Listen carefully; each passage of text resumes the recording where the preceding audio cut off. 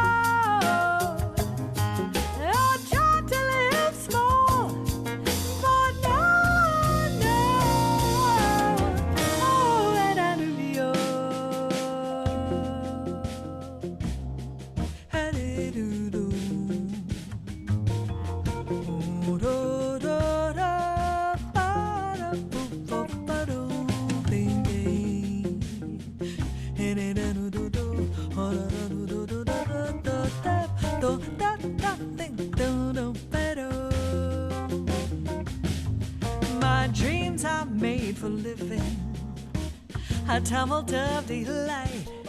Come move with me in pleasure. We're gonna set things right. Gotta trust.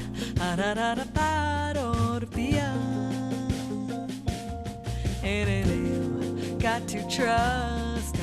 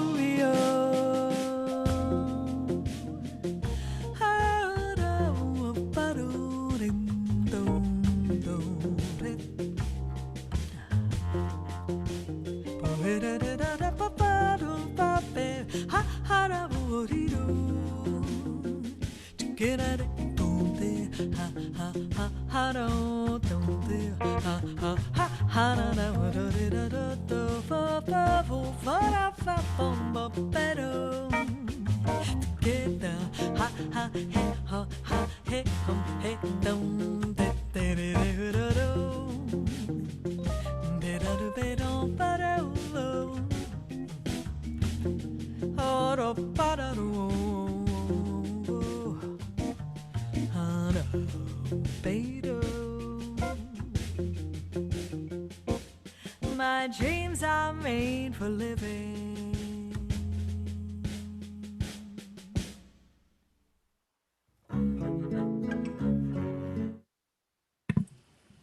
That's a really interesting song. It's different, huh? Yeah, and the drum beat is very It's intriguing. counterintuitive. Yeah, it's kind of, there's sometimes it's on the front of the beat and then sometimes it's on the back of the beat. It's really goes back and forth. That's really cool. It's a nice tune. You know, your voice is beautiful too. I mean, have you done singing lessons at all in your life? No, very few. I had a feeling about that. Mother. Damn it. Well, it's good. You know, again, it's which side of the coin. There's an up part to it and there's a down part, which is that if I am in a meditative state and I prepare myself, I don't know if it's spiritually, emotionally, physically, I consider myself a conduit at the gig, right? Yeah.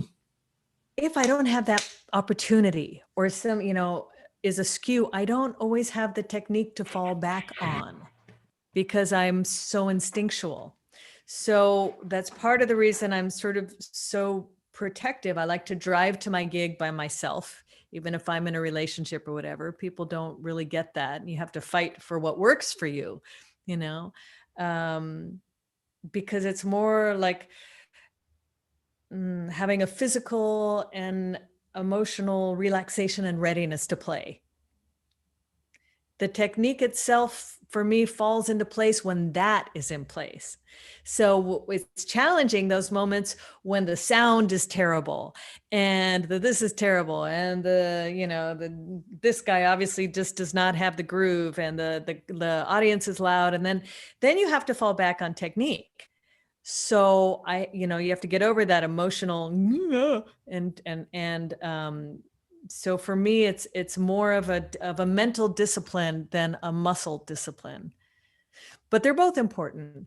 They're both important. I do weird things that work for me. And I'll tell you this funny story, because I'd had a really bad car accident in San Francisco. I was doing traffic reporting at the time. And again, I wasn't singing anymore and stuff. And I was pretty messed up and immobilized for a while, just soft tissue damage. And I started thinking, okay, I got to start walking. And I started walking half a block, a whole block, 2 blocks. And I thought, I'll start singing. That'll make the ribs move. So something about, those connections with the universe, right? And I started singing just purely as therapy, rib therapy. And suddenly I got a call from my voiceover agency. They had a new agent come in who said, oh, we got a call from the San Francisco Opera, and I sent them your tape. And I went, opera? I don't sing opera. Oh, what are you talking? And she said, well, it's an interesting thing. And I said, okay, it turned out it was a San Francisco Symphony. It was a semi-staged production of On the Town with Tyne Daly and Frederica von Stade and Thomas Hampson and all these opera stars I knew nothing about. And they hired me off the tape, because that one role where there's a Cuban nightclub singer and she's singing the same song. The joke is she's singing kind of the same song, but she's in a Cuban nightclub realm. So they hired me off the tape. I never would have auditioned in a million years. Wow. Not in a million years. And I went to the first day of, and then when they said they want to hire you, I was like, if you think I can do that, those times when you dive and you say yes, even though it's ridiculous. So they sent me the music and I had no idea you could alter the key. I thought, this is a symphony, you have to do it where it is. And I just got to do it. And it started with a ninth into the stratosphere, held out for measures. I'm not a soprano, but this character could do it. It was, again, a weird thing. I went to the first day of rehearsal and I'm sitting next to this nice lady and she says, oh, Baki Rita, that's an interesting name. I said, oh, it's Catalan. My grandfather was from Barcelona. I said, what's your name? She said, Flicka. And I'm like, hey, Flicka. Well, it was Frederica von Stade. Who knew? One of the top opera stars. And the choreographer comes in and she says, and I want you, and I got it. I just got the character, right? She said, she was Cuban. She had a lot of attitude. And she's like, yes, yes. And we're working out choreography. And suddenly this man sweeps into the room and with an entourage and everything stops. And I was already in character. And she was kind of annoyed because she, and the character right? Was annoyed because this guy comes in. Yeah. Right. Okay. And then, can we swear on Zoom? Yeah. I don't know. But anyway, so then he says, okay, start up again. So we started doing it, working out a thing. And he got excited. And he's like, yeah. And then he said, and can you put more of a just instead of just? I'm like, of course I can, da, da, da. And then he corrected my Spanish. And this character, it wasn't me, but this character went, you are effing with me.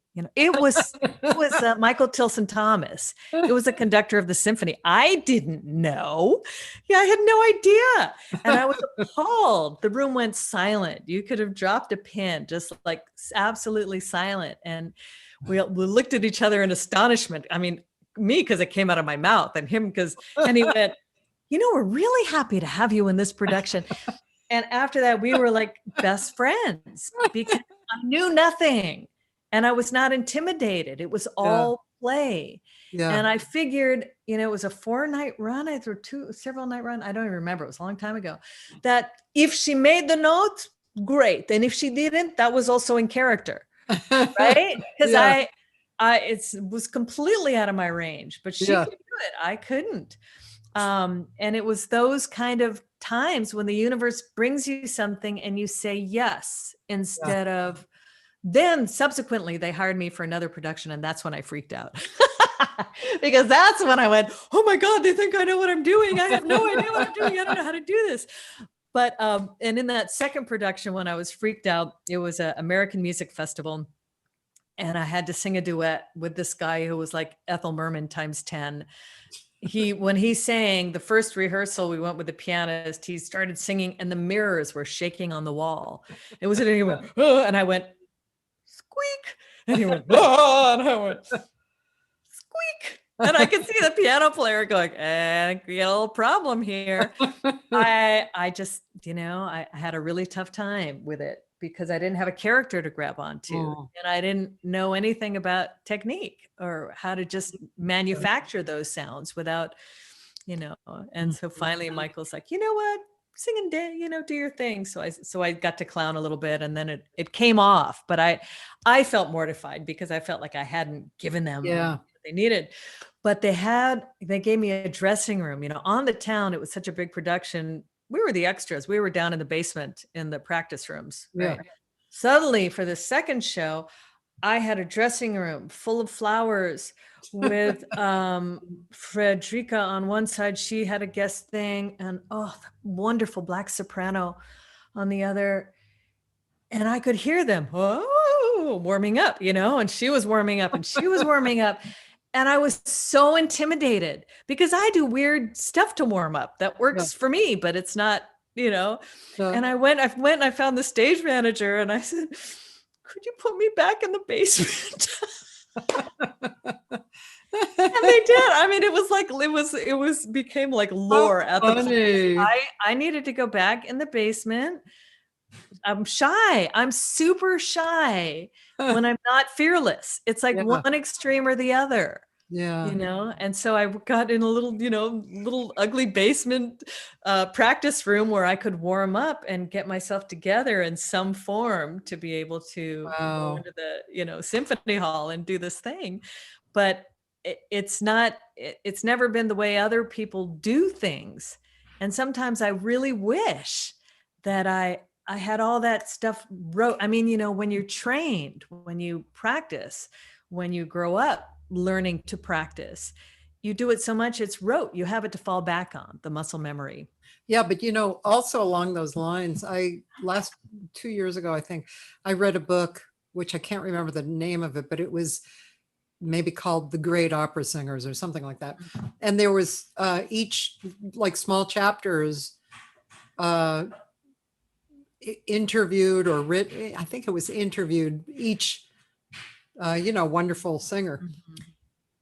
They each had entirely different ways of warming up.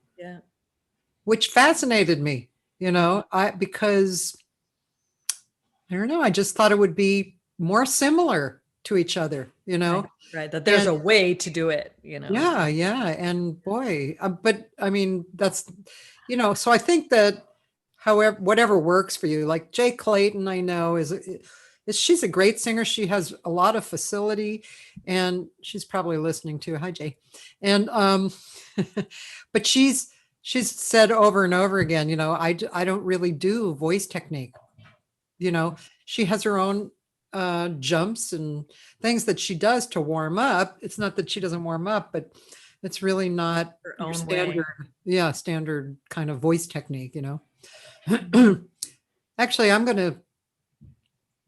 I've decided this week has been an interesting week. I've talked to a lot of really intriguing people on the series and also off the series. And I've been led to some very outside music, that you have to be in the mood to listen to it, but it connects you immediately with the universe. It's not, it's not of this universe right here. It's it's other connections.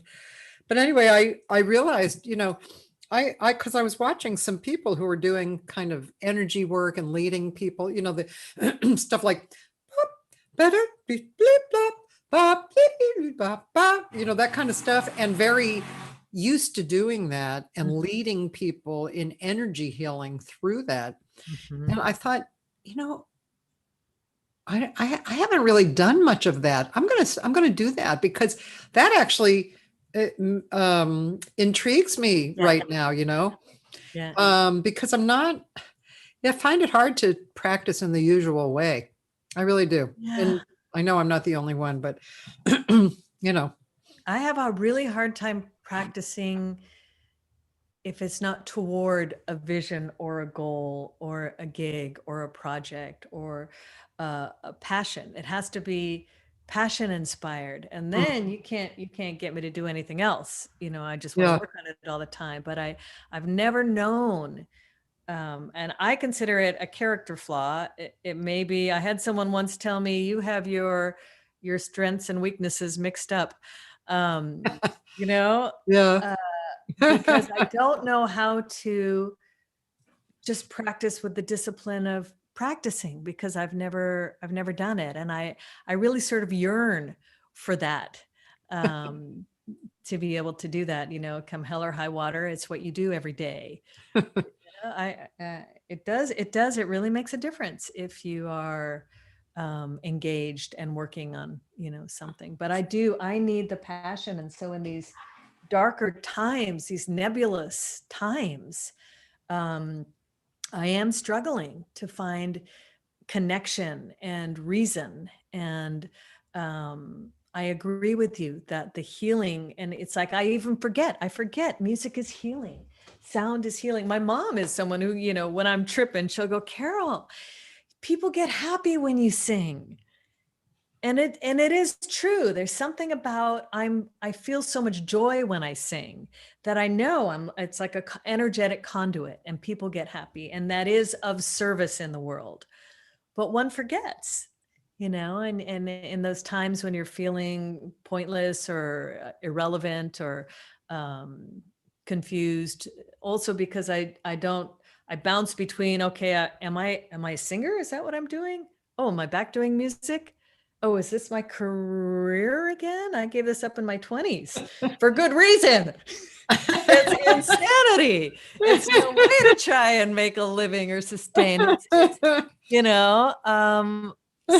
So without that solid identity, reason, career path, I'm a little at loose ends. So I'm just now trying. I just a few weeks ago started with the Zoom Pagoje class, and I need to get a project with somebody. I did one gig that was a distanced gig. Bill Cunliffe called me for this with his Latin jazz band at Fullerton.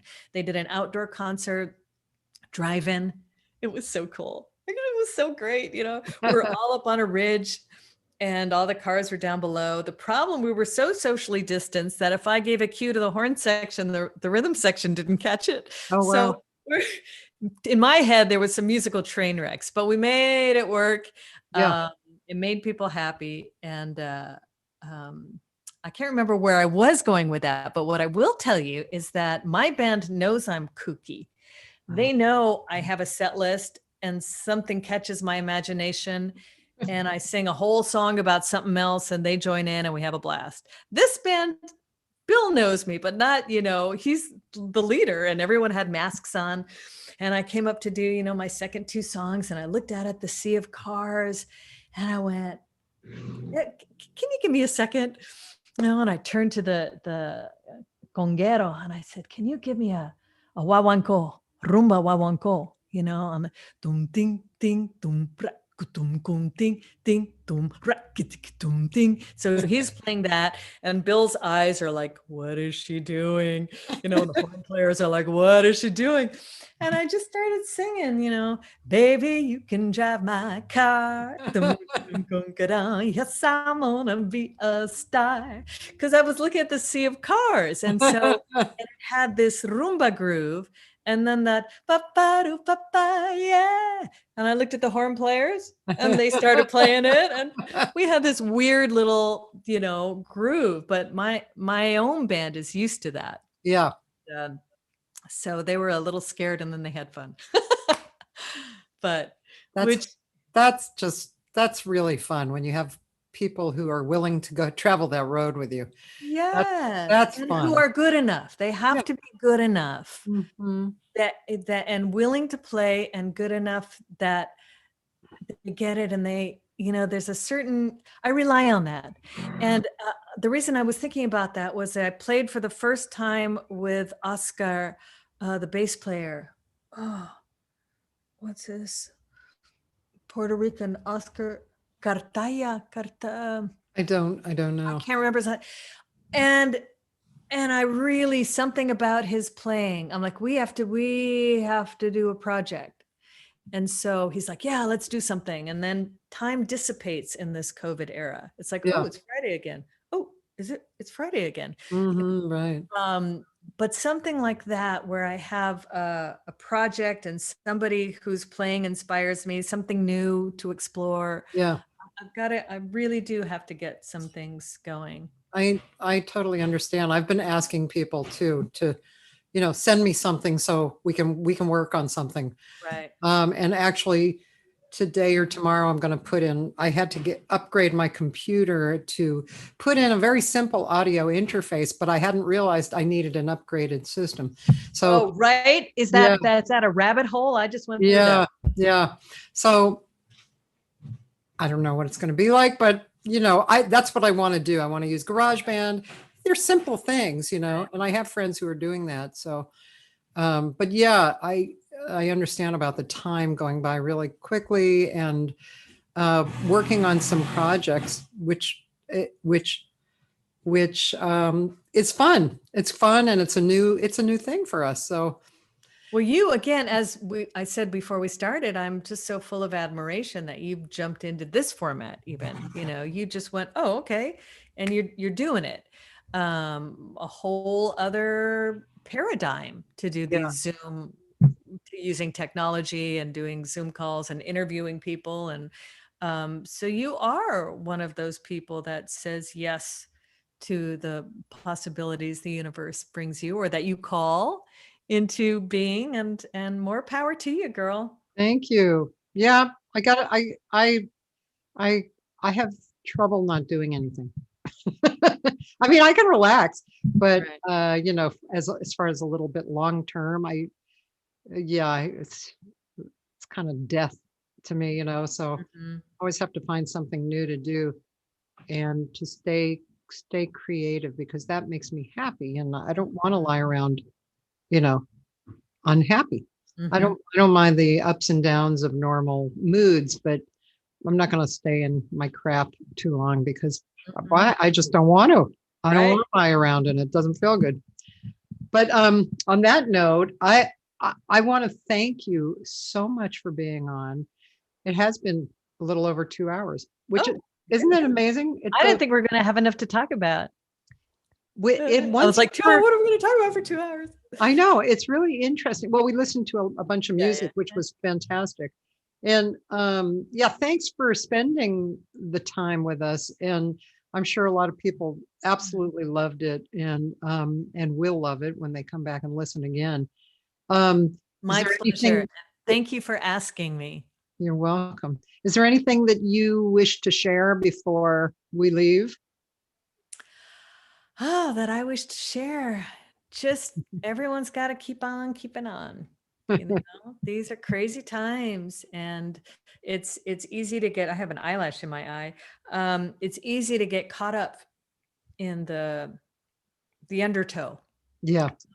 and there is some active navigation politically and whatnot that needs to happen right now. There's a certain level of engagement that we have to participate in. This is our human and civic duty, really, to participate in it. At the same time, there's that balance of taking care of ourselves and our mental health, and staying, as you say, active, and doing what's creative. So I just send love to everyone out there. I know lots of folks are struggling with it, and we are a community, and it's nice that there's support for each other. Yeah. Thank you. And so people, you know who to listen to. Carol Baki, excuse me. And tomorrow I have a couple on who are very interesting, Susie Stern and George Oldsey. And they moved here from Austin a year or two ago, and they had a big series of home venue series where they had a huge grand, and they had, for 10 years, they had all kinds of high level jazz people coming in and performing there. She's a singer, arranger, writer, poet, teacher, and George is orchestrator and arranger, pianist. And so they're going to be on tomorrow. And then this is the second week that I'm dropping down to 3 days a week. So the next time after that is Sunday, when a pianist who used to live here, John Rangel, who's really one of my favorite players. He moved to Arizona with his wife, Barbara Bentry. And she is a filmmaker, and they created an incredible film. I don't know if you've seen it being PR'd on Dave Grusin. No, I haven't seen it. Yeah, so they're going to talk about that, which should be wonderful, you know. So that's Sunday, October 4th. And then if you guys are interested, just go onto my site and you'll see who else is coming up. A lot of great people. And thank you so much, Carol. It was just lovely. Thanks. My pleasure. Really nice to get to know you better. I feel the same. Okay, have a great day. You too. All right. Bye, everybody.